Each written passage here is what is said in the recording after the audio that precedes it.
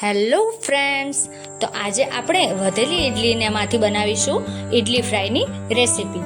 આ પણ મારા હસબન્ડે ટ્રાય કરી છે, તો એમની પાસેથી આપણે જોઈ લઈએ હવે અને સ્ટાર્ટ કરીએ.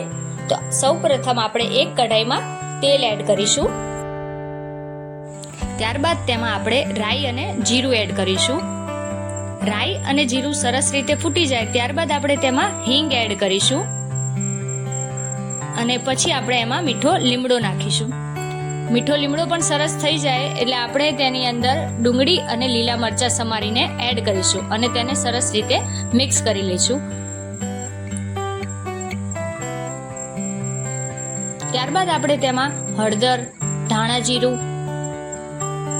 અને મરચું પાવડર એડ કરીશું અને થોડું મીઠું પણ એડ કરી દઈશું અને સરસ રીતે આ બધું મિક્સ કરી લઈશું.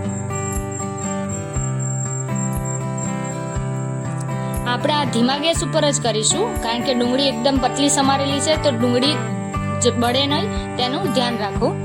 ત્યારબાદ આપણે તેમાં ચમચી એક ખાંડ ઉમેરી દઈશું અને તેને સરસ રીતે કેરેમલાઇઝ કરી લઈશું.